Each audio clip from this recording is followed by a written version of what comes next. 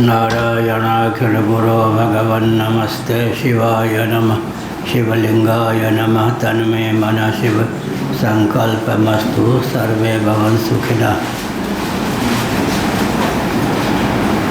नामापिते च मधुरं मधुरं स्वरूपं कर्मापिते च मधुरं मधुरा स्मृतिश्च बुद्धिं प्रबोधय प्रभो। मधुबोधशक्तिं विद्यां प्रयच्छ परमां। परिभावयामि कोमलं पूजयन् वेणुं। श्यामलोऽयं कुमारकः वेदवेद्यं परं ब्रह्म भासतां हृदये मम। कूजन्तं राम रामेति मधुरं मधुराक्षरम् आरुह्य कविता शाखां वन्दे वाल्मीकिकोकिलं। निगमकल्पतरोर्गलितं फलं शुकमुखादमृतद्रवसंयुतं पिबत भागवतं रसमालयं। मुहुरहो रसिका भुवि भावुकाः तृणादपि सुनीचेन तरोरपि सहिष्णुना। अमानिना मानदेन कीर्तनीय सदा हरिनारायणाखिलगुरो भगवन्नमस्ते शिवाय नमः। शिवलिंगाय नमः। तन्मे मनः शिव संकल्पमस्तु। सर्वे भवन्तु सुखिनः। श्रीराम जय राम जय जय राम। श्रीराम जय राम जय जय राम। श्रीराम जय राम जय जय राम।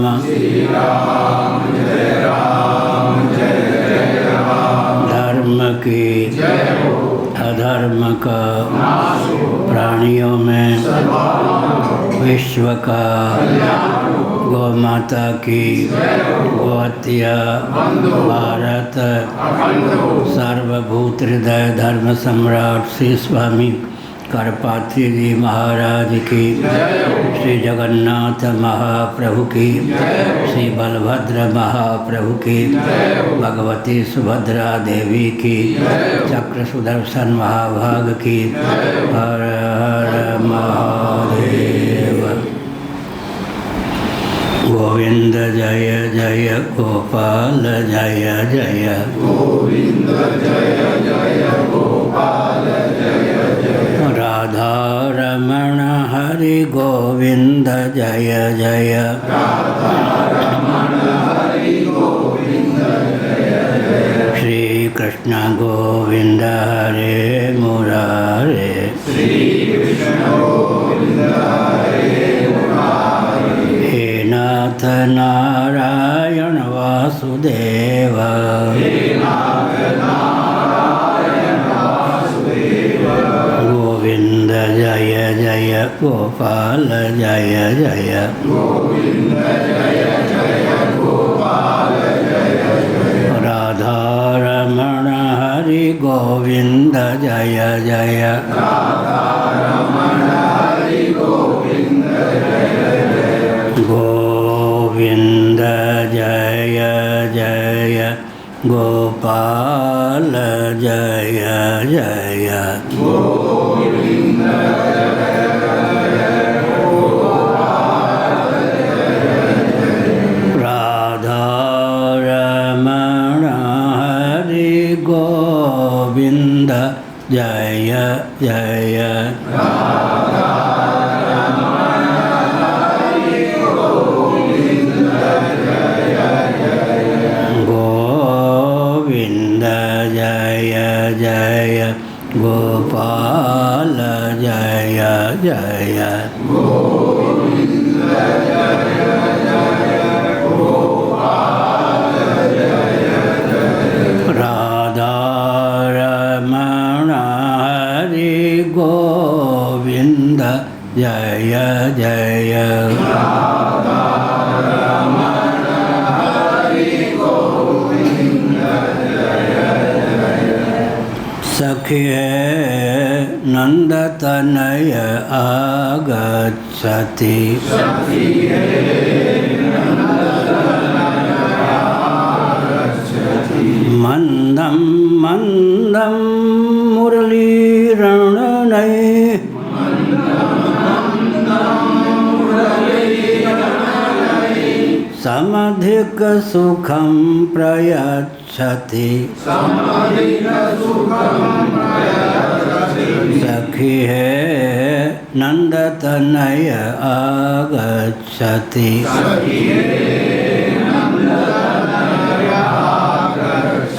नारायण कौन सो नहीं कौन से पृष्ठ कौन सो ब्रजभाषा 275 कौन सी पंक्ति? हाँ यथाग्नि ठीक। बृहदारण्यक उपनिषद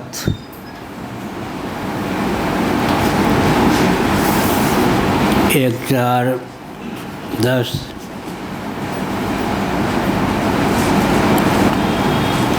आनंद शांकर भाष्य आनंद गिरि टीका सहित आनंद गिरि टीका पृष्ठ 275 पैरा 2 प्रथम पंक्ति से।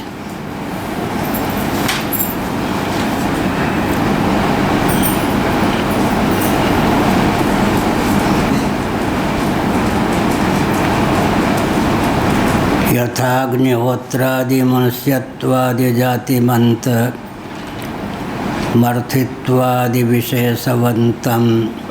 विशेषणवन्तं च अधिकारिणम् अपेक्षते न तथा ज्ञानम् इति वक्तुं तद्यो यो देवानाम् इत्यादि वाक्यं तदक्षराणि व्याचष्टे तत्तत्रेति।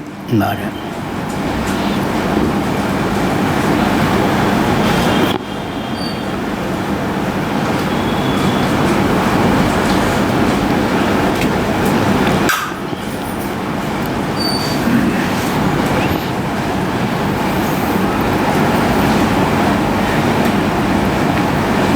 अग्निहोत्रादि जो कर्म है मनुष्यत्वादि जाति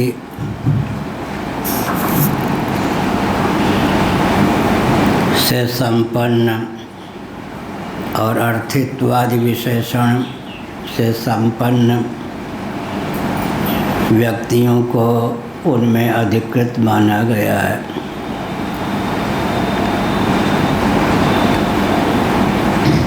मांत्रिक अग्निहोत्र में ब्राह्मण क्षत्रिय वैश्य अधिकृत हैं, जिनका परंपरा से समय पर यज्ञोपवीत संस्कार संपन्न हुआ हो।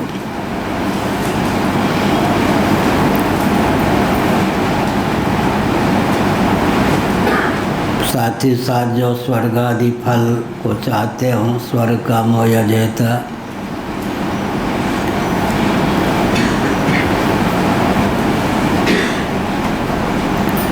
यथाग्निहोत्रादि मनुष्यत्वादि जातिमंतम अर्थित्वादि विशेषणवंतम च अधिकारिणम अपेक्षते।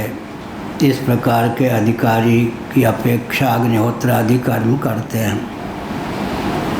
न तथा ज्ञानम इति वक्तुम, उस प्रकार से जो तत्वज्ञान है वर्णगत प्रतिबंध से रहित है, यह अभिप्राय है। तदियो यो देवानाम इत्यादि वाक्यम तदक्षराणि व्याचष्टे। लेकिन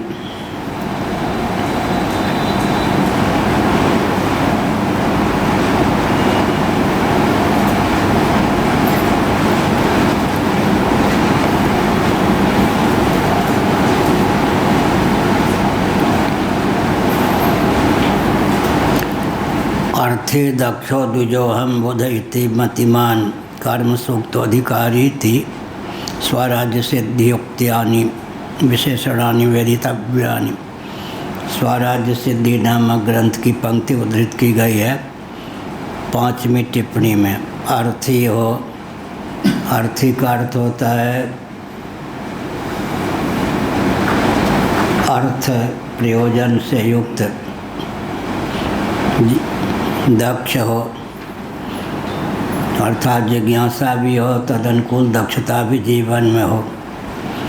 द्विजोहम परंपरा से ब्राह्मण क्षत्रिय वैश्य कुल में उत्पन्न हुआ हो, विधिवत यज्ञों पवित्र आदि संस्कारों से संपन्न हो।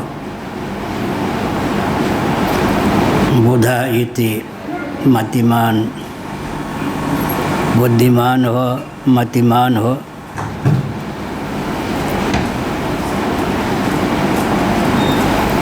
इस प्रकार का जो अधिकारी वह अग्निहोत्रादि कर्मों में अधिकृत मान्य है। इस प्रकार का प्रतिबंध कोई ज्ञान को लेकर नहीं है, ऐसा आनंद गिरि जी ने लिखा।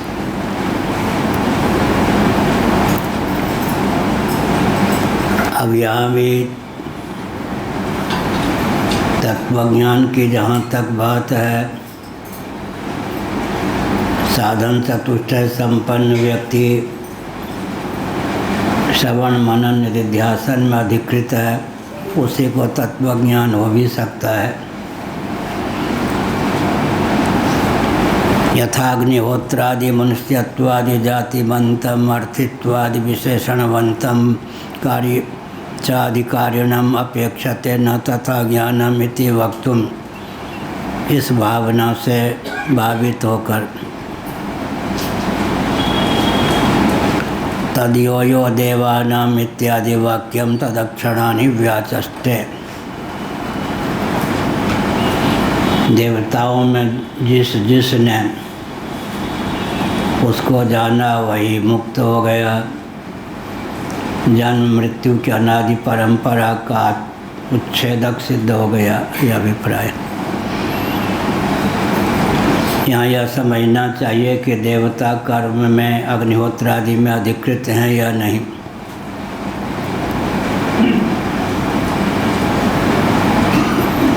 आज जो इंद्र के पद पर, बृहस्पति के पद पर, वरुण कुबेर आदि के पद पर प्रतिष्ठित हैं, देवता हैं, कभी न कभी बृहद भारत में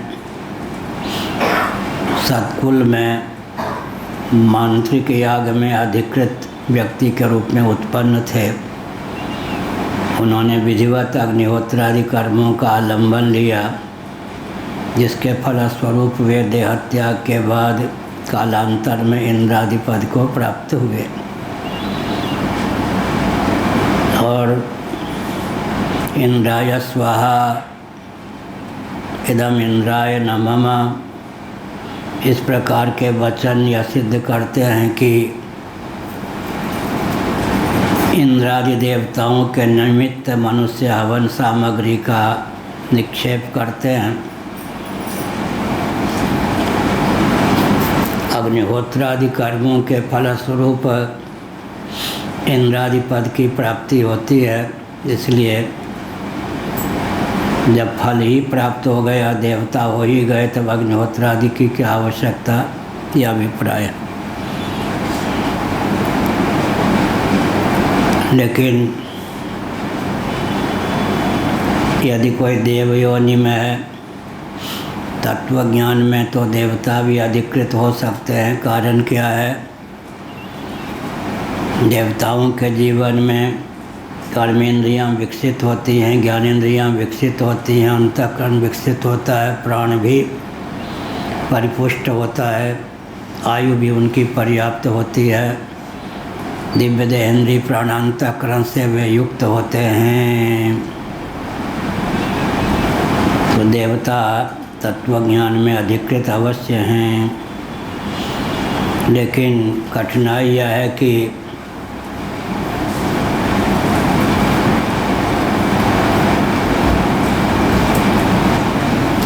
मर्त्यलोक में मनुष्य शरीर तो शुभाशुभ कर्मों के फलस्वरूप सुलभ होता है। वैराग्य की सुलभता, सुगमता मनुष्यों के जीवन में है। देवताओं का शरीर श्रीमद् भागवत के सप्तम स्कंद के अनुसार द्रव्य सूक्ष्म विपाकात्मक होता है, पुण्यसार सर्वस्व होता है, दिव्य होता है। भोग्य सामग्री भी उन्हें पर्याप्त सुलभ होती है। भोगने की भोग्य सामग्रियों को भोगने की क्षमता भी उनके जीवन में पर्याप्त होती है। तो वैराग्य देव शरीर में रहकर होना कठिन है, असंभव तो नहीं है। इंद्र गए थे, उन्होंने प्रजापति से ज्ञान प्राप्त किया। छांदोग्य के अनुसार गिने चुने देवता ऐसे होते हैं जो देवपद से भी विरक्त होकर के भगवत तत्व परमात्मा तत्व के श्रवण मनन निधिध्यासन में प्रवृत्त होते हैं। तत्वज्ञान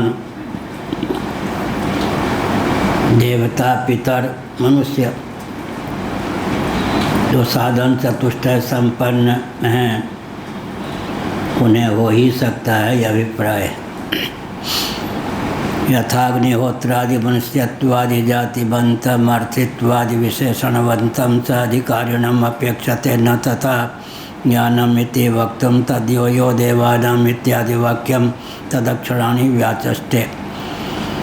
इस अभिप्राय से भगवत पाद शिवावतार शंकराचार्य ने भाष्य लिखा। स्वयं श्रुति ने इस तथ्य को उद्भाषित किया कि देवताओं में जो ऐसे सिद्ध हुए जिन्होंने उस अक्षर परमात्मा तत्व को जाना, वही माया और मायिका प्रपंच से अतिक्रांत हो गए। जन्म मृत्यु के अनादि अजस्र परंपरा का आत्यंतिक उच्छेद करने में सामर्थ्य सिद्ध हो गए। तत्रेति यथोक्तेन विधिना अन्वयादि कृत पदार्थ परिशोधनादिना इत्यर्थ।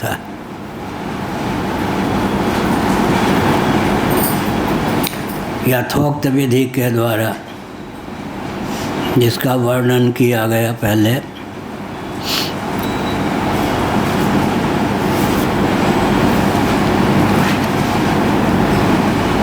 अन्वयाधिकृत पदार्थ परिशोधनादि न इत्यर्थ। अन्वय और व्यतिरेक के द्वारा पदार्थ का शोधन होता है। जिसके रहने पर जो रहे अन्वय हो गया, न रहने पर न रहे या व्यतिरेक हो गया। जिसके सत्व से जिसका सत्व सिद्ध हो, मिट्टी के अस्तित्व से घटादि का सत्व सिद्ध है। मिट्टी के बिना घटादि का सत्व, मृत घटादि का सत्व सिद्ध नहीं है। तो अन्वय और व्यतिरेक रूप अनुमान प्रमाण के द्वारा वस्तु स्थिति का विज्ञान सुलभ होता है। अन्वय और व्यतिरेक रूप अनुमान प्रमाण के द्वारा।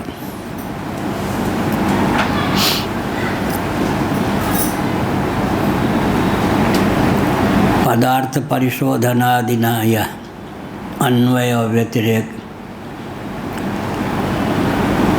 मिट्टी है तो घटादि में अनुगति है। मिट्टी के बिना घटादि कार्य की निष्पत्ति संभव नहीं है। जिसके रहने पर जो रहे, जिसके न रहने पर न रहे, तो अन्वय और व्यतिरेक से उसकी सत्ता सिद्ध होती है, अनुगति सिद्ध होती है, उपादान सिद्ध होता है, यह अभिप्राय है।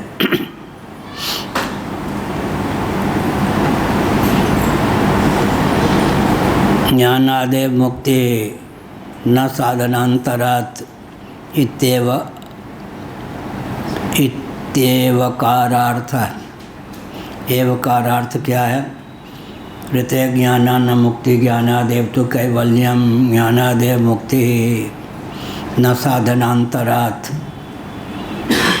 साधनांतर का विनियोग ज्ञान में हो सकता है, लेकिन कैवल्य मोक्ष की प्राप्ति तो तत्वज्ञान से ही होती है। ऋते ज्ञानान मुक्ति ज्ञानादेव तो कैवल्यम ज्ञानादेव मुक्ति ही यह का। मुक्ति के कई प्रभेद हैं। यहाँ जो आनंद गिरि जी ने मुक्ति शब्द का प्रयोग किया है कैवल्य मोक्ष के अर्थ में, बृहदारण्यक उपनिषद मुक्ति को उपनिषद आदि का अनुशीलन करने पर मुक्ति के अन्य प्रभेद भी सिद्ध होते हैं। सगुण साकार भगवान से संबद्धता के कारण सायुज्य मोक्ष सालोक्य मोक्ष, सारूप्य मोक्ष, सामीप्य मोक्ष, साष्टीय मोक्ष, ये सब मुक्ति के अवान्तर प्रभेद हैं। सायुज्य मोक्ष सगुण साकार पर परमात्मा की उपासना से जो सायुज्य मोक्ष की समुपलब्धि होती है वह सबसे अंतरंग है। शिशुपाल का तेज पूरी अष्टक सहित उसकी जीव कला जैसे भगवान में समाविष्ट हो गई, वैसे ही समझना चाहिए जीव जब पूरी अष्टक के सहित भगवत विग्रह में समाहित हो जाए, भगवत भावापन्न हो जाए, इसी का नाम होता है सायुज्य मोक्ष। जैसे चंबल का विलय यमुना में, यमुना का विलय गंगा में, गंगा का विलय सागर में, ऐसे ही अब जितने अंश में गंगा का विलय हो गया उतने अंश में अब गंगा का नाम समुद्र ही हो गया। इसी का नाम है सायुज्य मोक्ष, भगवत विग्रह में विलीनता, पूरी अष्टक सहित जीव कला की निमग्नता, तद्रूप होकर अवशिष्टता का नाम है सायुज्य मोक्ष। पूरी अष्टक का अर्थ होता है कर्मेंद्रिय पंचक, ज्ञानेंद्रिय पंचक, प्राण पंचक, अंतःकरण पंचक, तन्मात्र पंचक, अविद्या, काम और कर्म। पंचक माने पाँच, पाँच का समुदाय गिना जाएगा, एक होते हैं पाँच। पांच कर्मेंद्रियां हैं, उन्हीं को कर्मेंद्रिय पंचक कहते हैं। पांच ज्ञानेंद्रियां हैं, उन्हीं को ज्ञानेंद्रिय पंचक कहते हैं।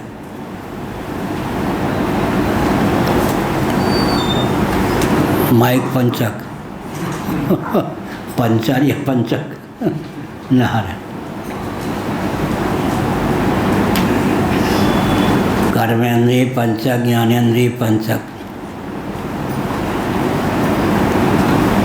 और प्राण पंचक, प्राण अपान व्यान उदान समान। अंतःकरण के संबंध में हमने पिछले दिनों कहा विवक्षावसात अंतःकरण पंचक, अंतःकरण चतुष्टय, अंतःकरण द्वय, अंतःकरण एक, इन सब की उपादेयता सिद्ध है।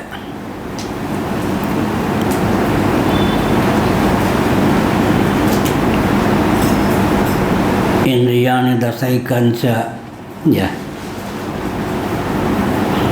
पांच कर्मेंद्रियां हैं, पांच ज्ञानेंद्रियां हैं। अंतःकरण को एक मान लें तो 11 की सिद्धि हो जाती है। एकादश रुद्र हो गए। अगर अंतःकरण का विभाग दो करना हो कोष की दृष्टि से, मनोमय कोष, विज्ञानमय कोष, तो अंतःकरण के दो विभाग हो जाते हैं, मन और बुद्धि। मन में चित्त का, बुद्धि में अहम का अंतर्भाव हो जाता है। 16 विकृति, अष्टधा प्रकृति की दृष्टि से फिर मन, अहम और बुद्धि तीन विभाग हो जाते हैं। चतुर्दश करण जब कहेंगे, 5 कर्मेंद्रिय, 5 ज्ञानेंद्रिय, तो अंतःकरण चतुष्टय की सिद्धि हो जाती है। अब विवक्षावसात यह प्रश्न उठता है कि कर्मेंद्रियां जब 5 हैं, ज्ञानेंद्रियां जब 5 हैं, प्राण भी 5 हैं, तो अंतःकरण ने क्या बिगाड़ा कि उनको 5 नहीं गिनते? तो स्वयं अंतःकरण 5वां हो जाता है। जैसे कि जल की 4 तरंगे हों तो अधिकरण रूप जल स्वयं ही 5वां सिद्ध हो जाता है। पैंगलोपनिषद में अंतःकरण पंचक का भी इस प्रकार वर्णन है। मन बुद्धि चित्त अहंकार स्वयं अंतःकरण 5वां। विवक्षावसात अंतःकरण एक, केवल मन, केवल बुद्धि, केवल चित्त, केवल अहम का वर्णन हो तो मन बुद्धि चित्त अहंकार अंतःकरण पूरा हो जाता है। तो गीता के बारे में अध्याय के अनुसार विचार करें। मय्येव मन आधस्व मयि बुद्धि निवेशय निवशिष्यसि मय्येव ऊर्ध्वं संशयः। यहाँ पर भगवान ने अंतःकरण का दो भाग माना, मय्येव मन आधत्स्व मयि बुद्धि निवेशय, मन और बुद्धि। फिर चातुर्य का परिचय किया दिया, अथ चित्तम समाधातुम न शक्नोसि मयि स्थिरम, चित्त कहकर मन बुद्धि को समाहित कर दिया। तो विवक्षावसात, विवक्षावसात माने बोलने वाला जानकार है किस संदर्भ में किस तथ्य को किस रूप में उद्भाषित करता है या उसके ऊपर निर्भर है, उसको अज्ञानी नहीं कह सकते, मूर्ख नहीं कह सकते। विवक्षावसात परस्पर विरुद्ध सदिश पर लक्षित होने वाली सामग्री भी कह दी जाती है, उनमें सामंजस्य प्रस्तावित कर लिया जाता है। तो देवताओं को जो कर्मेंद्रियाँ प्राप्त हैं, ज्ञानेंद्रियाँ प्राप्त हैं, अंतःकरण प्राप्त हैं, वो इतने विकसित हैं कि देवता चाहें तो तत्व का, भगवत तत्व का, परमात्मा तत्व का श्रवण मनन निधिध्यासन भी कर सकते हैं। लेकिन जीवन में प्रमत्तता न हो तब, प्रमत्तता न हो तब का अर्थ क्या हुआ? उनका शरीर देहेंद्रिय प्राणांतकरण उनके दिव्य होते हैं, आयु भी मर्त्य लोक की अपेक्षा अधिक होती है, भोग्य भी उनको पर्याप्त सुलभ होते हैं, भोग्य पदार्थों को भोगने में इतने अलमस्त हो जाते हैं कि स्वर्ग की अवधि पूरी हो जाती है और क्षीणे पुण्य मर्त्य लोकम विसंति इस गाथा के वशीभूत होकर अंत में च्युत हो जाते हैं। अगर देवता अप्रमत्त हों, भोग्य सामग्री के भोगने में ही अपनी आयु का उपयोग और विनियोग न करें, तो उनकी कर्मेंद्रियाँ, ज्ञानेंद्रियाँ, उनका अंतःकरण, उनके प्राण इतने परिपुष्ट होते हैं, समुज्वल होते हैं, परिष्कृत होते हैं कि वो तत्व ज्ञान भी प्राप्त कर सकते हैं। इसलिए देवताओं में भी जिसने उस परमात्मा तत्व को जाना, उसने कृतार्थता प्राप्त कर ली, उत्क्रमण पुनर्भव दोनों पर सदा के लिए विजय प्राप्त कर ली।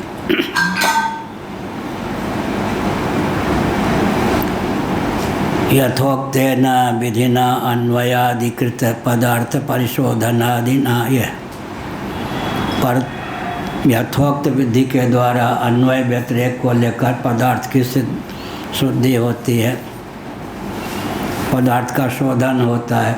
यह लक्ष्यार्थ जो होता है वाच्यार्थ में अनुगत होता है। औपाधिक धरातल पर ब्रह्म तत्व ही जीव जगत जगदीश्वर तीनों के रूप में समुल्लसित है। निरुपाधिक धरातल पर जीव जगत जगदीश्वर में त्रिविधता न रहकर एकमात्र तीनों का मौलिक स्वरूप सच्चिदानंद तत्व ही सिद्ध होता है। ज्ञानादेव मुक्तिर्नव साधना अंतरात इत्येव कारार्थ। कैवल्य मोक्ष के बारे में हमने कहा, यहाँ कैवल्य मोक्ष का ही वर्णन चल रहा है। केवल माने अद्वय, निर्गुण निराकार परमात्मा तत्व को आत्मरूप जानना,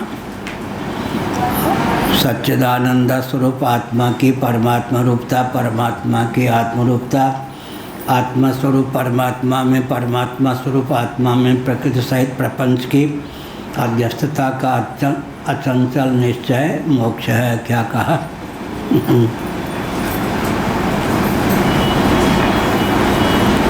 सच्चिदानंद स्वरूप प्रत्यगात्मा की ब्रह्म रूपता, ब्रह्म की साक्षात अपरोक्ष प्रत्यगात्म रूपता, आत्मा स्वरूप ब्रह्म में, परमात्मा स्वरूप आत्मा में प्रकृति सहित प्रपंच की अध्यस्तता का चंचल निश्चय मोक्ष है।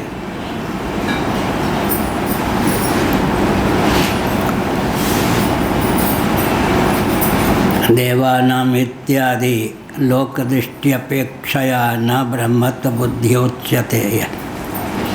दूसरी टिप्पणी तत्व दृष्टिया। देवानाम इत्यादि लोक दृष्टि अपेक्षया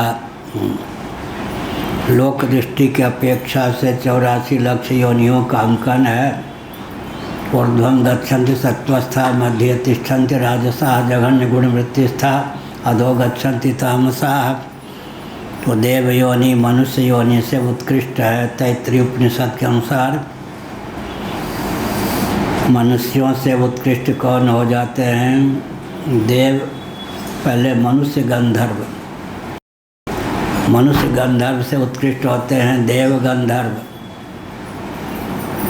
ऐसे गंधर्व से उत्कृष्ट फिर क्रम से होते हैं, फिर देवराज इंद्र होते हैं देवताओं से उत्कृष्ट।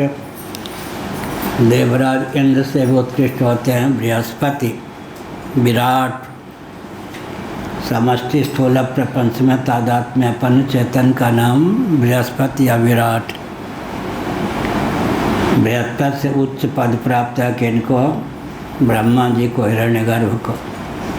समष्टि सूक्ष्म प्रपंच में तादात्म्य अपन चिदात्म तत्व का नाम हिरण्यगर्भ होता है। व्यष्टि में जिसका नाम तेजस है। यह हुआ। इस प्रकार से औपाधिक धरातल पर वैश्वानर, हिरण्यगर्भ, अंतर्यामी, सर्वेश्वर आत्मा का नाम है। निरुपाधिक धरातल पर जीव और ब्रह्म का एकत्व है। पदार्थ का शोधन हो गया, माने तत्पद का अर्थ, तत्वम पद का अर्थ लक्ष्यार्थ भूमि में एक ही है।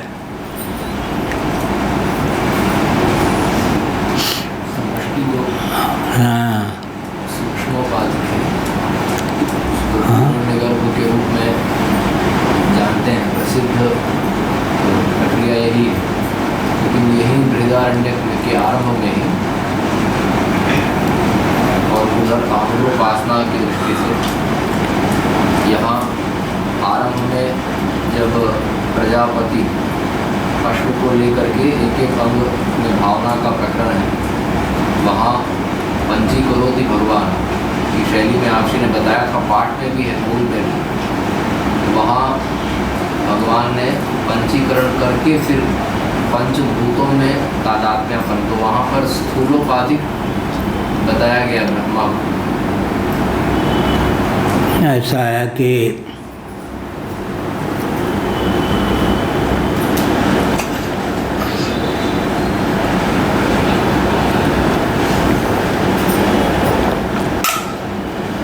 आकाश की अनुगति वायु में होगी या नहीं? आकाश से स्थूल है वायु और आकाश का कार्य है वायु। तो कारण और कारण का जो गुण होता है कार्य में अनुगत होता है। आकाश और वायु दोनों की अनुगति किस में है? फिर अग्नि में। आकाश, वायु और अग्नि तीनों की अनुगति है जल में। आकाश, वायु, अग्नि और जल की अनुगति है पृथ्वी में। ऐसा इसी प्रकार से कारणातीत परमात्मा कारण की उपाधि से प्राज्ञेश्वर हो जाता है। व्यष्टि में जिसका नाम प्राज्ञ है, समष्टि में उसका नाम ईश्वर है। व्यष्टि और समष्टि की गणना भी दो प्रकार से होती है। समष्टि भंडारा, जैसे एक एक वृक्ष का समुदाय हो गया वन, कई वनों का समुदाय हो जाता है महावन। तो समूह को लेकर समष्टि शब्द की प्रवृत्ति होती है, उपादान को लेकर भी समष्टि शब्द की प्रवृत्ति होती है। वो सूक्ष्म है। समष्टि शब्द का अर्थ दर्शन शास्त्र के अनुसार व्यक्ति घटक का समुदाय समष्टि है, समष्टि भंडारा आदि में।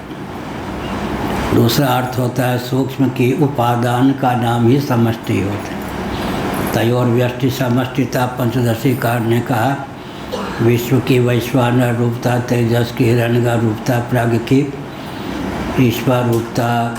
अब एक विचित्र बात है, शरीर हमारा आपका पांच भौतिक का स्थूल शरीर पंचीकृत पंचभूत का उल्लास विलास है पुण्य के योग से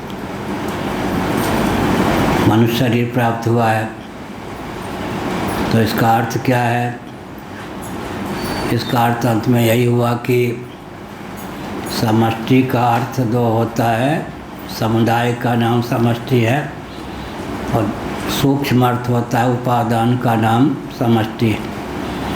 तत्सृष्ट्वा तदेवानुप्राविशत, सर्जन के बाद प्राविशेष, उसमें भागवत में शास्त्रार्थ है कि प्रागेव विद्यमानत्वात्, पहले से विद्यमान का प्रवेश कैसे होगा।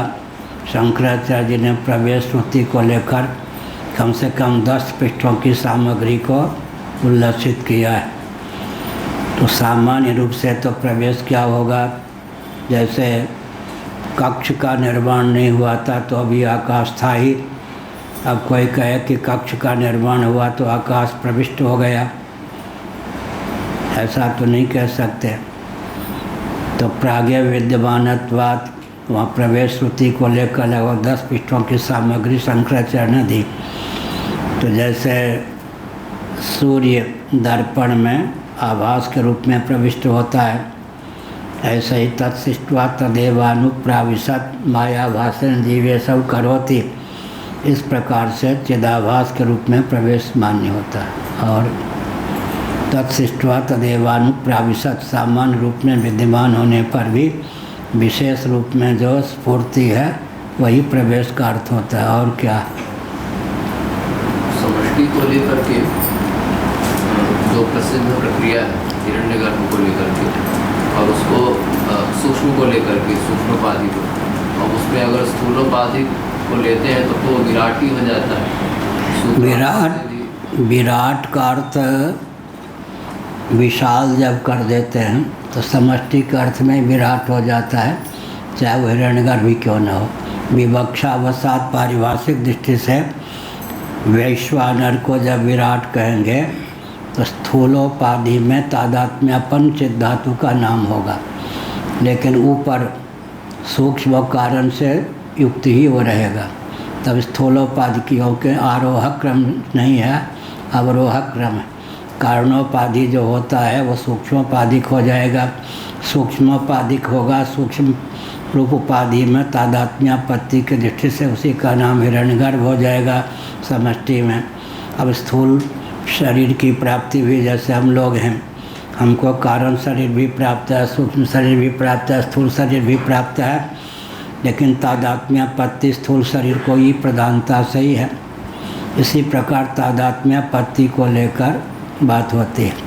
तत्तत् कोशस्तु तादात्म्यात् आत्मा तत्तन्मयो भवेत्, पंचदशी में तन्मय, तत्तत् कोशस्तु तादात्म्यात् आत्मा तत्तन्मयो भवेत्, या तन्मयता को लेकर, तादात्म्य को लेकर। हाँ, क्या था फिर? और भी एक है कि जो चतुर्दश भुवन है, हाँ, चतुर्दश भुवन जो है, हाँ भुवन जी, उसमें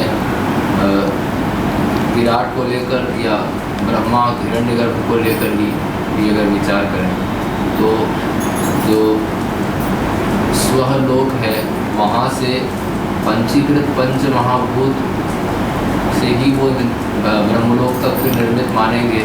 हाँ, तो कल कहा था, परसों भी कहा था ना कि कोयला भी पार्थिव है और हीरा भी पार्थिव है, दोनों में आकाश पाताल का अंतर है या नहीं। कोयले की कीमत और हीरे की कीमत, लेकिन तत्व दृष्टि से खंडन खंड का अधिकार ने हीरा को क्या माना है, पार्थिव माना है। सोना जो है सुवर्ण, समान वजन हो, लेकिन सोना तेजस है, उसकी कीमत कम हो जाएगी, और उसी वजन के वजन के हीरा लेंगे उसकी कीमत ज़्यादा होगी। लेकिन तत्व गणना के समय विचार करेंगे, हीरा को पार्थिव कहेंगे, सोना को तेजस कहेंगे। सुवर्ण धातु का भस्म भी होता है, जिसका भस्म होता है वो पार्थिव क्यों नहीं, तेजस क्यों? न्याय शास्त्र में इस पर बहुत शास्त्रार्थ है। उसके बाद सिद्ध किया गया कि सुवर्ण तेजस है। तो पृथ्वी में भी तारतम्य है या नहीं? कल कहा था मुल्तानी मिट्टी, चीनी मिट्टी, खरगोन की मिट्टी, कपास जहाँ होते हैं वो काली काली मिट्टी, मिट्टी में भी तारतम्य हो जाता है, जल में भी तारतम्य हो जाता है। कर्मनाशा का जल भी है, गंगा जल भी है, गंदे नाले का भी जल है, अच्छा बरसता हुआ जल भी है, सरोवर आदि का जल भी है। जल उपाधि संसर्ग से जल में तारतम्य हो जाता है। ऐसे ही तेज में भी सूर्य, अग्नि, चंद्रमा को लेकर, तारे को लेकर तारतम्य हो जाता है। इसलिए मौलिक धरातल पर एक में भी संसर्ग की दृष्टि से तारतम्य की सिद्धि है। और उसकी जो सूक्ष्मता है, यज्ञ दर्शन जो ग्रंथ है, यज्ञ दर्शन जो ग्रंथ है, हाँ, उसमें भी और श्रीमद् भागवत के सप्तम स्कंध की शैली में भी वहाँ शरीरों को उनकी सूक्ष्मता, उत्तरोत्तर लोगों की सूक्ष्मता भी सिद्ध है। और उसी के कारण आयु का विस्तार, सुख का विस्तार, देह का उत्कर्ष। सूक्ष्मता का अर्थ हो गया ना कि शुद्धता में तारतम्य। तो उसको पंचीकृत पंचभूत के अंतर्गत ही मान करके सूक्ष्मता माने। अब उसमें अंतर होता है। स्वप्नावस्था में जो हमको शरीर प्राप्त होता है वो पंचीकृत है या पंचीकृत है व्यवहार संपादन के लिए। स्वप्नावस्था के वृक्ष आदि होते हैं, बिल्ली है, कबूतर है, हमारा आपका शरीर है स्वप्नावस्था में। उसको क्या मानेंगे? सप्त धातुमय मानेंगे या सप्त धातु से अतिक्रांत मानेंगे। लेकिन स्वप्नावस्था का जो शरीर होता है, अगर गिर पड़े या कोई स्वप्नावस्था का आतंकवादी ठाई कर दे तो रक्त प्रवाहित होता हुआ दिखाई पड़ेगा या नहीं? तो जब मनोमय शरीर ही होता है, मन जो है सप्त धातुमय नहीं है। वेदांतियों के अनुसार मन तो भौतिक है। अपंचीकृत पंच महाभूतों के सम्मिलित सत्वांश से अंतःकरण की उत्पत्ति हुई है। अंतःकरण को ही मन भी कह देते हैं। तो मनोमय शरीर तो सप्त धातुमय नहीं है, लेकिन चक्षुर्बंध के द्वारा स्वप्नावस्था में भी शरीर से रक्तस्राव हो तो मानना पड़ेगा कि वो फलबल कल्प। कोई कहेगा कि जैसे ये आनंद गिरि जी ने एक व्याप्ति बनाई जिसमें शब्द स्पर्श रूप रस, जिससे गंध की निष्पत्ति हो, फलबल कल्प है कि वो पार्थिव है। जिससे रस की निष्पत्ति हो, फलबल कल्प है कि वो वरुण है, मैंने वरुण का जल का अंश है। जिससे रूप की निष्पत्ति हो, फलबल कल्प है कि वाहनिक है, आग्नेय है, तेजस है, जो भी कहे। जिससे स्पर्श की अभिव्यक्ति हो, समझना चाहिए कि वो वायव्य है, वायु का कार्य है। जिससे शब्द की निष्पत्ति हो, समझना चाहिए कि नाभिक है। और शब्द में भी 5 भेद हो जाते हैं। कट कट पृथ्वीनिष्ठ शब्द है, बुलबुल। जलनिष्ठ शब्द, आपोनिष्ठ शब्द है, भुग भुग। वाणिनिष्ठ शब्द है। और क्या कहेंगे, बीसी लंदन, वो वायुनिष्ठ शब्द है। और प्रतिध्वनि आकाशनिष्ठ शब्द है। तो शब्द आकाश का गुण होने पर भी अभिव्यंजक संस्थान के भेद से उसमें 5 प्रकार हो ही जाते हैं। इसी प्रकार से जैसे हमने कहा कि पार्थिव तो कोयला भी है, पार्थिव हीरा भी है, तारतम्य घटित बहुत भेद है। इसी प्रकार से 5 भौतिक शरीर मानते हैं, पंचीकृत ही मानते हैं। लेकिन पंचीकृत जो शरीर हैं उनमें भी तारतम्य है। योगियों का जो शरीर होगा, क्या होगा, वो पंचीकृत होगा या पंचीकृत होगा। अगर उन्होंने संकल्प मात्र से शरीर की रचना कर ली तो पंचीकृत है उनका शरीर। इसमें क्या होगा, ब्रह्म ही होगा, प्रतीति होगी। और देवताओं के शरीर जो हैं स्थूल हैं या सूक्ष्म हैं। अगर स्थूल शरीर और सूक्ष्म शरीर में विभाजक रेखा क्या है? स्वप्नावस्था में हमको जो स्थूल शरीर प्राप्त होता है और सूक्ष्म शरीर उसमें रहता ही है। उसमें विभाजक रेखा प्रातीतिक है या तत्वता है? क्या होगा? स्वप्नावस्था के स्थूल शरीर में और सूक्ष्म शरीर में जो प्रातीतिक तारतम्य है या तात्विक तारतम्य है? प्रातीतिक है या नहीं? मन ही स्वप्नावस्था में जब शरीर बन जाता है, कर्मेंद्रियाँ सो जाती हैं, ज्ञानेंद्रियाँ सो जाती हैं, अंतःकरण अर्धनिद्रित हो जाता है। वासना की प्रगल्भता निद्रा दोष के वशीभूत होकर अर्धनिद्रित मन ही ग्राह्य ग्राहक भाव के रूप में परिणत होता है। लेकिन स्वप्नावस्था में जो स्थूल और सूक्ष्म शरीर में भेद है वो प्राकृतिक है या नहीं। और ले लें, बहुत बढ़िया। कौन से देवता आ गए? सूर्य आ गए। अब सूर्य भगवान जो आ गए, किसी को भगवान सूर्य दर्शन दे दें, जैसे कुंती जी को दर्शन दिया, किसी को सूर्य भगवान दर्शन दे दें, युधिष्ठिर जी को पात्र दिया। अब सूर्य भगवान जो आ जाएंगे, उनके ये नासिका के अनुग्राहक देवता कौन होंगे? कौन होंगे? अश्विनी कुमार। और कान के अनुग्राहक देवता दिक। अब तो ये सब कैसे बनेगा फिर? माने सूर्य का प्रकाशक भी मानना पड़ेगा ना। सूर्य आ गए हमारे सामने, तो क्या हुआ? उनमें जो स्थूल और सूक्ष्म शरीर और कर्मेंद्रिय ज्ञानेंद्रिय अंतःकरण में विभाग परिलक्षित होता है, वो प्राकृतिक है या नहीं? सब तेजो मात्र है या नहीं? इसलिए सर्वे सर्वया उपनिषद में एक वाक्य, सब कुछ एक में सब, सब में एक, एक में सब, सब कुछ जो कुछ है सर्वमय है। तेजो बिंदु उपनिषद आदि का अध्ययन करें, सर्वमय सर्व होता है। उदाहरण दे दिया कि सूर्य भगवान प्रकट हो गए, अब उनमें जो कर्मेंद्रियाँ हैं, ज्ञानेंद्रियाँ हैं, अंतःकरण हैं, प्राण हैं, सब तेजोमय हैं या नहीं? लेकिन उनके श्री विग्रह में जो तत्त इंद्रिय परिलक्षित है, उसके देवता तत्त पृथक पृथक होंगे या नहीं? पृथक होने पर भी सबकी सूर्य रूपता फिर कैसे सिद्ध होगी? इसलिए एक देवता सर्व होते हैं। अतिरिक्त देवताओं के रूप में भी एक देवता अभिव्यक्त होने में समर्थ है या नहीं? ऐसे ही भगवान सूर्य के स्थूल सूक्ष्म शरीर में क्या अंतर होगा, और कारण शरीर में क्या अंतर होगा, और जीव में क्या अंतर होगा? सूर्य भगवान प्रकट हुए तो जीवात्मा के रूप में भी सूर्य ही, उनके कारण शरीर के रूप में भी सूर्य ही, सूक्ष्म शरीर के रूप में भी सूर्य ही, स्थूल शरीर के रूप में सूर्य ही। तो प्राकृतिक भेद हो गए या नहीं?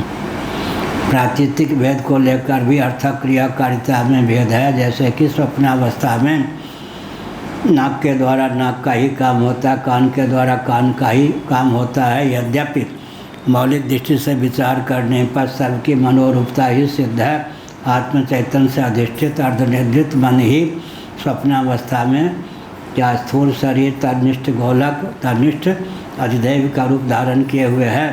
लेकिन प्राकृतिक को लेकर भी अर्थ क्रियाकारिता में विलक्षण सिद्ध है। हो गया। यहाँ जो पंचीकरण है, पंचीकरण के योग से तत्त देवताओं का जो आदिदेवी स्वरूप है, उसमें तत्त देवों की अनुभूति मान सकते हैं तत्त इंद्रिय में। किस में?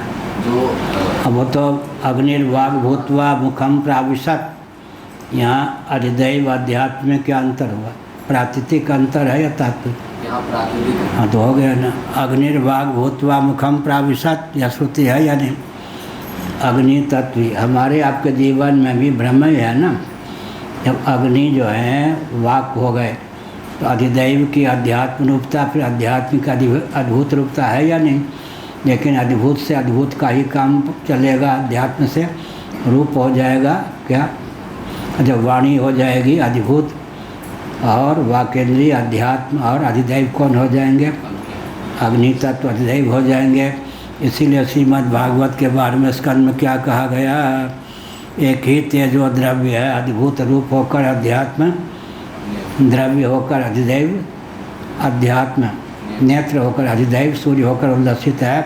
अधिभूत अध्यात्म अधिदैव में अध्यात्म ही अध्यात्म का मौलिक स्वरूप अधिदैव, अधिदैव ही अध्यात्म होता है। फिर अधिदैव ही अध्यात्म के द्वार से अधिभूत होता है। जैसे कि एक तेजो द्रव्य ही अधिदैव, सूर्य होकर अध्यात्म, नेत्र होकर अधिभूत, रूप होकर उल्लसित होता हुआ। ये सब है, ब्रह्म विद्या है। क्या हुआ पाठक जी? हाँ क्या हुआ? ये गोरख धंधा क्या?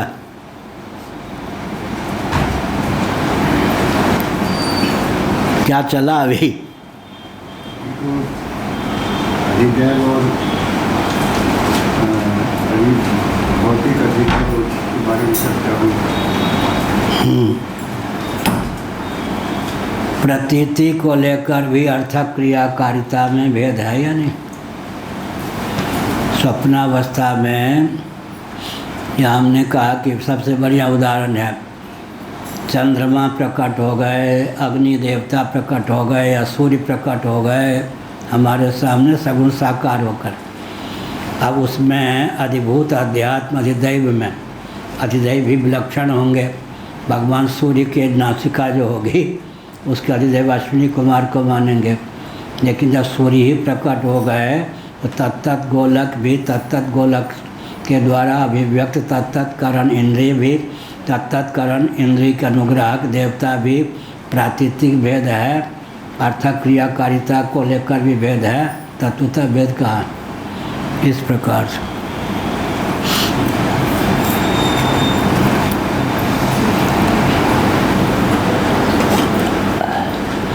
इस ढंग से पढ़ाया जाए या पढ़ा जाए तो दिव्य चक्षु की प्राप्ति होती, दिव्य गति भी हो जाती।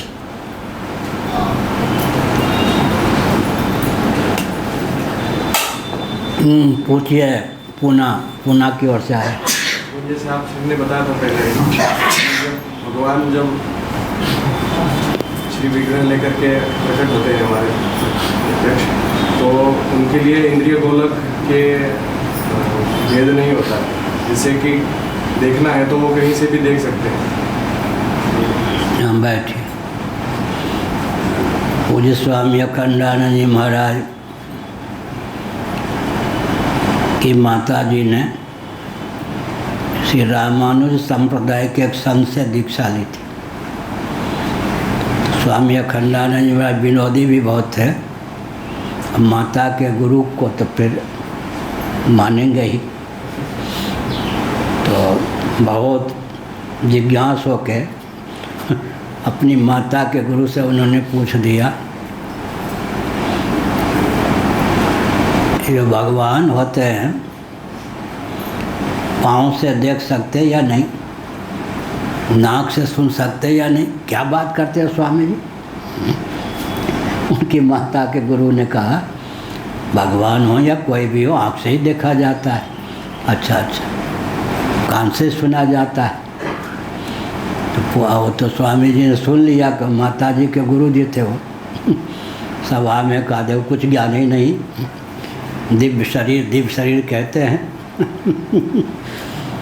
तो भगवान कैसे वहीं हाँ, बाद में आए, वीआईपी ना बने, वीआईपी तो होंगे ही तभी आए बाद में। हाँ, बैठ जाए। क्या कह रहा था? दिव्य शरीर कहते हैं। हाँ, भगवान का जो वपु है उसको दिव्य शरीर कहते हैं। हाँ, तो फिर भगवान जो है सर्वे सर्वमया, यह उपनिषद का वचन है, तेजोबिंद उपनिषद में मेरे ख्याल में। तो अपने पास सूची भी है कौन सा वचन कहाँ के 2 खंडों में, कैवल्यानंद जी ने पुस्तक दी थी। इसलिए प्रतीति को लेकर भी अर्थक क्रियाकारिता में भेद होता है। वैसे योग्यता के बल पर देखें तो जब भगवान श्री अखंडानंद सरस्वती जी महाराज ने पूछ दिया अपनी माता के गुरु जी से, वो थे श्री रामानुज संप्रदाय के, कहिए महाराज भगवान जब प्रकट होते हैं श्री रामकृष्ण आदि रूप में या श्रीमन नारायण के रूप में, तो नाक से देख सकते या नहीं? क्या करते हो बात? अरे भगवान भी देखेंगे तो आँख से ही देखेंगे, यही है। इसलिए सर्प का नाम एक क्या है? चक्षुश्रवा। चक्षुश्रवा, चक्षु में, नेत्र में सुनने की क्षमता भी होती है। अब प्रक्रिया दृष्टि से कहेंगे कि नेत्रेंद्रिय के गोलक में ही श्रोत्रेंद्रिय के गोलक भी सन्निहित होते हैं। सर्प का नाम है चक्षुश्रवा, आँख से भी सर्प सुन लेता है। या योगियों को क्या कहा? परा पश्यंती, मध्यमा, वैखरी वाणी के 4 भेद हैं। पश्यंती वाणी को पश्यंती क्यों कहते हैं? उपनिषद में लिखा हुआ है, मैं हिंदी में बोल रहा हूँ।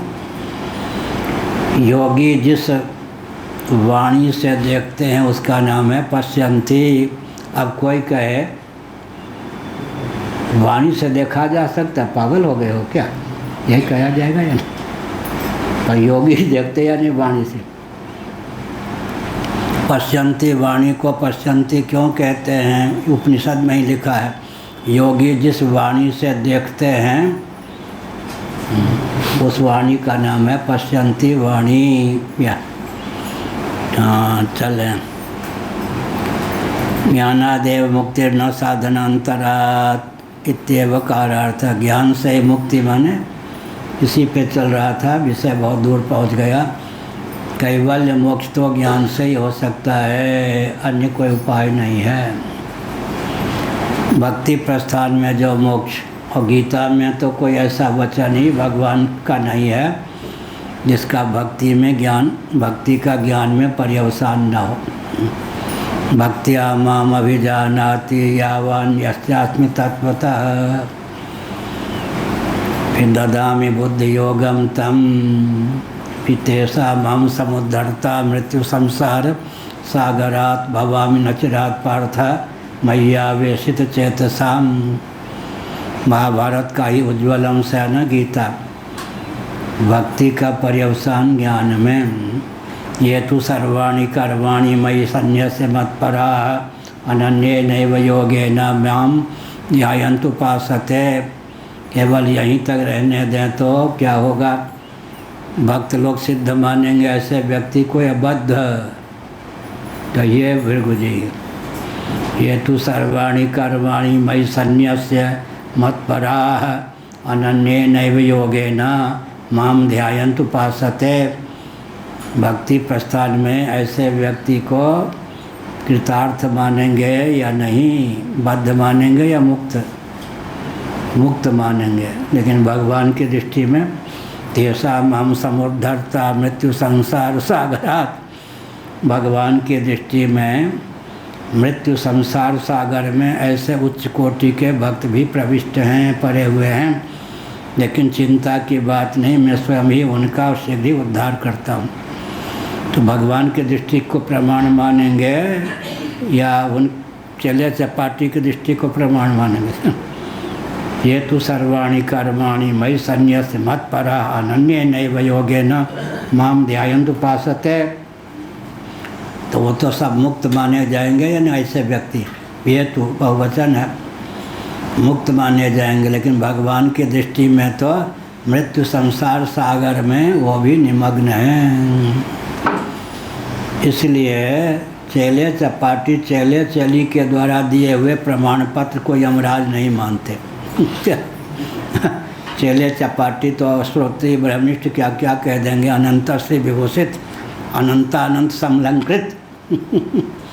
चेले चपाटी के द्वारा दिए हुए प्रमाण पत्र से काम नहीं चलता। कितने पानी में हम हैं, स्वयं हैं, इसका ज्ञान होना चाहिए। भगवान की दृष्टि, शास्त्र की दृष्टि को प्रमाण माने। तो भगवान ने कहा तेषा माम समुद्धरता मृत्यु संसार सागरात् भवामि नचिरात् पार्थ। मैं ही उद्धार करता हूँ, शीघ्र ही उद्धार करता हूँ, लेकिन मृत्यु संसार सागर में वो भी निमग्न हैं।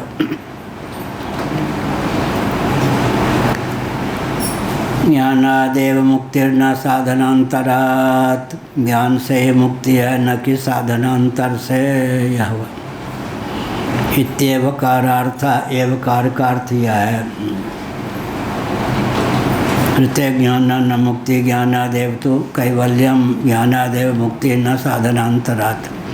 साधनांतर का विनियोग ज्ञान में होगा, निरर्थक नहीं है। लेकिन साधनांतर जो है, दूसरी बात यह भी है कि साधन चतुष्टय में मुमुक्षा को थोड़ी देर के रहने दें।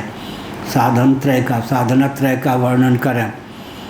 विवेक संपन्न कोई व्यक्ति है, वैराग्य संपन्न कोई व्यक्ति है, सम दम उपरत तितिक्षा श्रद्धा समाधान, समाधान माने समाधि, सम दम उपरत तितिक्षा श्रद्धा समाधान संपन्न कोई व्यक्ति है, उसको फिर चेले चपाटी मुक्त मानेंगे या बद्ध? लेकिन उसके बाद फिर मुमुक्षा का क्या स्थान हुआ? अन्य दर्शनों के अनुसार वेदांत दर्शन को छोड़ दें, विवेक वैराग्य सत्य संपत्ति संपन्न व्यक्ति मुक्त मान लिए जाएंगे। और वेदांत दर्शन के अनुसार मुमुक्षा नहीं है तो विवेक वैराग्य सत्य संपत्ति भी प्रतिबंधित है। अकृतार्थ भूमि में कृतार्थता का भ्रम ही है यह। तो वेदांतियों के यहाँ मुमुक्षा अपूर्व पदार्थ है या नहीं, अपूर्वता का द्योतक। अन्यों के विश्वविद्यालय से जो एकदम क्या पारंगत हो गए, यहाँ आकर के वो भी बद्ध हैं। अगर उन्हें मुमुक्षा नहीं है तो प्रतिबद्धता उनके जीवन में प्राप्त। और भक्ति मार्ग में गुरुजी हाँ, मुक्ति नहीं चाहते हैं तो कौन देने जा रहा है? इतनी सस्ती मुक्ति है कि चिपक जाए नहीं चाहें तो। सगुण उपासक मोक्ष न ले, सगुण उपासक मोक्ष न ले ही, ठीक है। क्यों नहीं चाहते? उनके पीछे भाव है ना, कैवल्य मोक्ष चाहेंगे तो भगवान का भजन हमेशा के लिए छूट जाएगा या नहीं? भगवत रूप होकर ही शेष रह जाएंगे। सच्चिदानंद न वहाँ भगवान, सुनिए, सुसुप्ति में भजन हो सकता है। अहम की गति है सुसुप्ति में, द्वंद्व की गति है सुसुप्ति में। सुसुप्ति में भजन अंतर्गर्भित तो अलग बात है। सुसुप्ति में बुद्धिपूर्वक भजन कैसे होगा? बुद्धि ही सो जाती। सगुण उपासक मोक्ष न ले तो उनको ज़बरदस्ती मोक्ष देने कौन जा रहा? मोक्ष इतना सस्ता है कि चिपक जाए, चाहो या न चाहो मैं तो तुम्हारे पास ही रहूँ, ऐसा थोड़े है। सगुण उपासक मोक्ष न ले, क्यों नहीं लगते? मोक्ष में क्या होगा? हम न तुम दफ्तर गुम, जीव ईश्वर जगत तीनों का भेद विगलित हो जाएगा। सच्चिदानंद मात्र होकर शेष रहेंगे। उसमें भी शैव दर्शन की गति नहीं होगी। मैं सच्चिदानंद मात्र हूँ यह भान भी नहीं होगा। चिन्ह मात्र होकर रहेंगे, एक प्रकार जड़े हो गए। हम ब्रह्मास्मि की भी गति नहीं होगी। बुद्धि नहीं होगी तो बुद्धि से ऊपर उठ जाना भी बुद्धिहीनता है या बुद्धि से पारंगतता है? एक तरह से बुद्धि नहीं है तो बुद्धिहीनता भी हो ही गई। बुद्धि से पारंगत जो व्यक्ति हुए वो बुद्धिहीन हुए या नहीं पाठक जी? बुद्धिहीन हुए माने बुद्धि रहित हुए। तो बुद्धि रहित में रहित का अर्थ क्या हुआ? पारंगत हुआ या नहीं? पारंगत भी तो रहित ही होते। कोई कहे गाली दे बड़ा बुद्धू हो, चुप रहे, फिर कहे बुद्धिहीन हो, तो सोचना चाहिए कि गाली नहीं दे रहा, प्रशंसा कर रहा। शिशुपाल ने अपनी ओर से सब गालियाँ दे दी। किनको? मौसेरे भाई श्री कृष्ण को। और श्रीधर स्वामी जो इस मठ के 116 में शंकराचार्य थे, उन्होंने भागवत पर भाष्य लिखा, श्रीधरी टीका, इसी मठ के आचार्य के देन। श्रीधर स्वामी इस पीठ के 116 में आचार्य थे और यहाँ की शाखा गोमठ काशी में उन्होंने कुछ जीवन का अंतिम चरण व्यतीत किया। या श्रीधर स्वामी, तो मैं क्या कह रहा था? भागवत में शिशुपाल के द्वारा जो आप गालियाँ दी गई। अब श्रीधर स्वामी के लिए गाली का अनुवाद कैसे करूं? उन्होंने प्रत्येक गाली का अर्थ स्तुति परक कर दिया। और सप्तर्षियों ने अंदर से प्रशंसा, बाहर से निंदा कर दी। पार्वती जी के धैर्य को टटोलने के लिए अगुण अमान मात पितहीना, जिससे तुम विवाह करना चाहती हो, हठ करके बैठ गई हो। मालूम है उसका परिचय? अगुण है, कोई गुण नहीं है। अमान है, कुछ नहीं, इधर उधर की मान्यता से रहित है। माता पिता से भी रहित है, जैसे कि श्मशान में रहता है, कुछ पता ही नहीं। तो फिर पार्वती जी ने क्या कहा? महादेव अवगुण भवन विष्णु सकल गुण खान। विष्णु की, भगवान की जितनी प्रशंसा कीजिए, करते रहिए। महादेव अवगुण भवन ही सिद्ध हो जाए। मैं तो वर्ण करूँगी तो उन्हीं को, विष्णु जी को नहीं, शिव जी को ही। तो फिर शिशुपाल ने जो गाली दी, श्रीधर स्वामी ने प्रत्येक गाली का अर्थ प्रशंसा परक कर लिया। किसी को कहेंगे गुण रहित के एक भी गुण तुम में नहीं है, ठीक है, या निर्गुण हो, ठीक है, एक भी कला नहीं है, निष्कल हो, भगवान में का लक्षण हो गया या नहीं? कोई कहे कला रहित हो, गुण रहित हो, ठीक है, या निंदा है या प्रशंसा, वो अपनी ओर से भले निंदा करे, आत्म तत्व निष्कल है या नहीं, अनिर्गुण है या नहीं, तो निंदा भी प्रशंसा के द्योतक हो जाते हैं। जिसको हम यहाँ निंदा कहते हैं वहाँ जा कर के प्रशंसा के द्योतक हो जाते हैं। अगुण है, अमान है, माता पिता से विहीन है, दिगंबर है, ये सब अब सब गुण हो गए। यो यह प्रत्यबुध्यता स एव तत् अभवत् इति पूर्वेण संबंध। यो यह जो उसको जिसने उसको जाना वही वह हो गया, क्योंकि पहले से ही वही था। यह केवल अज्ञान के कारण ही स्वयं को सच्चिदानंद स्वरूप ब्रह्म नहीं समझता था। ज्ञान मात्र से अज्ञान की निवृत्ति हो गई। उस पिछले दिनों कहा ज्ञान में ज्ञान ज्ञापक होता है, उसमें एक ही कारकता होती है, अन्य कारकता नहीं होती। ज्ञान में एक ही कारकता होती है, अन्य कारकता नहीं होती। ज्ञान ज्ञापक होता है, न कि कारक। न कि कारक कहने पर क्या संकोच करेंगे अर्थ में? एक के अतिरिक्त अन्य कारकता ज्ञान में नहीं होती। वो कौन सी कारकता है? अज्ञान और अज्ञान मूलक मिथ्या ज्ञान की निवृत्ति। ज्ञान जो होता है अज्ञान और अज्ञान मूलक मिथ्या ज्ञान का निवारक होता है, तदतिरिक्त कोई कारकता ज्ञान में नहीं होती। इसी से हम लोगों का काम चल जाता है। क्या अज्ञान और मिथ्या ज्ञान का निवारण तो कर ही देगा तत्वज्ञान। हो गया, सारा काम हो गया। भाई मैं तो बहुत ही नाजुक हूँ, मुझसे कोई एक काम करा लो, ये हुआ या नहीं? मुझसे एक काम करा लो। ज्ञान कहता है मैं बहुत VIP हूँ, मुझसे कोई एक ही काम करा लो। ठीक है, एक ही काम कर दोगे, मेरा सारा काम बन जाएगा। तत्व विषयक अज्ञान और मिथ्या ज्ञान का निवारण तो आप कर ही दोगे, इससे सारा काम बन गया। ओम पूर्णमदः पूर्णमिदं पूर्णात् पूर्णमुदच्यते पूर्णस्य पूर्णमादाय पूर्णमेवावशिष्यते। आज ही अंतिम पाठ है क्या? तारीख लिख दें। इस सत्र में अब 10 महीने बाद फिर पढ़ाई का क्रम चलेगा। वृंदावन में रहता था तो 12 महीने पढ़ाता था। अब यात्रा भी करता हूँ तो केवल श्रावण भाद्र 2 महीने पढ़ा पाता हूँ। मैं पढ़ता तो 12 महीने हैं, पढ़ता क्या, मैं ग्रंथ लिखता हूँ 12 महीने। कहाँ तक हुए? ठीक है, यह यहीं तक करते हैं पृष्ठ। आज क्या तारीख है? हाँ, 27 महीना और 2023।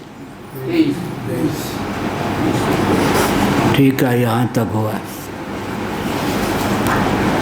अब भगवत कृपा से 10 महीने बाद पाठ चलेगा।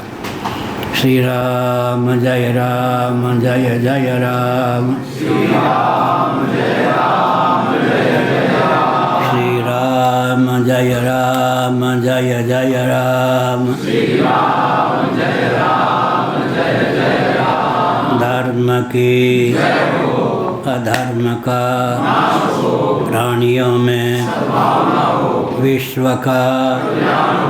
रात्रि में पाठ चलेगा, प्रवचन भी शाम को, आज भी होगा, कल भी होगा। पाठ रात्रि में पाठ चलेगा। हर हर महादेव। गोविंद जय जय गोपाल जय जय। गोविंद जय जय गोपाल जय जय। राधा रमण हरि गोविंद जय जय। राधा रमण हरि गोविंद जय जय। श्री कृष्ण गोविंद हरे मुरारे। श्री कृष्ण गोविंद हरे मुरारे। हे नाथ नारायण वासुदेव। हे नाथ नारायण इस ज्ञान से संपन्न व्यक्ति को लाठी गोली बम बारूद रखने की आवश्यकता है या नहीं? क्यों नहीं? क्षत्रिय हो तो रख ले, वो अलग बात। जिसको आत्मदृष्टि से निहारते हैं उसके मन में हमारे प्रति दुर्भाव का उदय हो ही नहीं सकता। कदाचित दुर्भाव का उदय हो जाए, अपने दुर्भाव के कारण वो तत्काल ध्वस्त हो जाता। इसलिए करोड़ों एटम बम की क्षमता को भी मात करने की क्षमता इस ज्ञान में। जिसको हम आत्मदृष्टि से निहार लेंगे तो हमारे प्रति, हम उसे बतावें या न बतावें, हमारे प्रति लट्टू या समर्पित हुए बिना नहीं रहेगा, पहली बात। दूसरी बात यह है कि आत्मा वैराग्य का विषय नहीं है, संसार ही वैराग्य का विषय है। जिससे हम विरक्त होते जाएंगे उसके अधिपति होते जाएंगे नायक। जिस में अनुरक्त होते जाएंगे उसके अधीन होते जाएंगे। इस विद्या को आत्मसात करने वाला सबका अधिपति हो जाता है। क्या सबसे ऊंची बात हुई ना? वो देवताओं को नमस्कार करता है, आस्तिक होता है, नास्तिकता का परिचय स्वप्न में भी नहीं देवता। लेकिन कई आत्मज्ञान से रहित देवराज इंद्र भी उसे डांट दें तो देवराज इंद्र को ही लज्जित होना पड़ेगा। तो घर बैठे भी, गांव में रहकर, शहर में रहकर भी, तीर्थ में रहकर भी यदि कोई देवता कुबेर हैं, वरुण हैं, इंद्र हैं या सूर्य ही क्यों न हो, चंद्र ही क्यों न हो, उपासना के प्रभाव से तत्त देवता के पद को प्राप्त हुए हैं, कदाचित उन्हें तत्व ज्ञान नहीं है, वे सब भी ऐसे तत्वज्ञ के आगे झुकते ही हैं। तत्वज्ञ लोकाचार के लिए उन सबको हाथ जोड़ता है, लेकिन वस्तुतः वो तत्वज्ञ जो होते हैं देवताओं के भी नियामक होते हैं। इसलिए जो जिससे विरक्त होता है वह उसका अधिपति हो जाता है, और जो जिसमें अनुरक्त होता है वह उसके अधीन हो जाता है। ऐसा ज्ञान प्राप्त करने वाला अपरोक्षानुभूति पर्यंत पूरे ब्रह्मांड का नियामक हो जाता है। आर्किमेडीज ने क्या लिखा था, कहा था यदि मुझे पृथ्वी का केंद्र मिल जाए तो पृथ्वी को उठा लूँ। उनको ध्यान नहीं था कि ऋग्वेद के 10वें मंडल में भू सूक्तम में भूमि पृथ्वी के केंद्र का, सेंटर का वर्णन, गीता के 3रे अध्याय में पूरे ब्रह्मांड के केंद्र का वर्णन है।